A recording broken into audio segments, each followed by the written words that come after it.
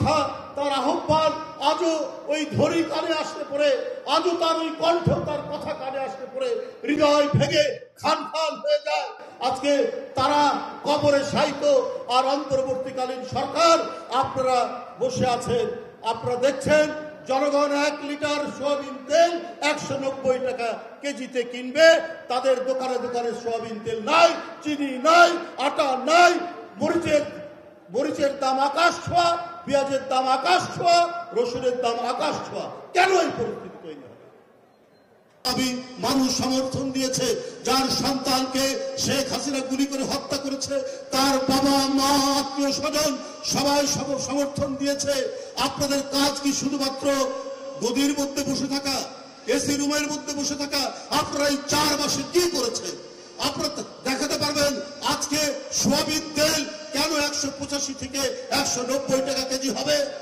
কেন এটা হবে? কেন সয়াবিন তেল আপনি এই পাড়া মহল্লার দোকানে দেখবেন সয়াবিন তেল পাবে না?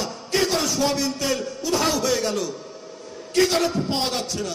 এই জন্যই কি অন্তর্বর্তীকালীন সরকারকে আজকে জনগণ তাদের রক্ত ঢেলে দিয়ে তার সন্তান যে প্রাইমারি স্কুলে পড়ে, যে কলেজে পড়ে, যে হাই স্কুলে পড়ে, যে ইউনিভার্সিটি পড়ে, অকাতর জীবন দিয়ে যারা যে মুগ্ধ পানি লাগবে বলে তার বুক ফাটা সেদিনের সেই তার যে সমবেদনামূলক, কেন সিন্ডিকেট বাদ?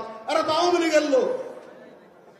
যারা বাজার সিন্ডিকেট করে তারা কিভাবে আজকে বসে আছে এর মধ্যে? কেন আপনার সরকার তার অথরিটি ইম্পোজ করতে পারছে না? কি অসুবিধা? জনগণকে আপনারা সমর্থন দিচ্ছে, আর আপনার সরকারের বিরুদ্ধে, বাংলাদেশের বিরুদ্ধে পার্শ্ববর্তী দেশে অবিরাম অপপ্রচার চলছে। অন্তর্বর্তীকালীন সরকার আপনারা বসে আছেন। আপনারা এই 4 মাসে কি করেছেন? সয়াবিন তেল কেন 185 থেকে 190 টাকা কেজি হবে? যারা বাজার সিন্ডিকেট করে তারা কিভাবে আজকে বসে আছে এর মধ্যে?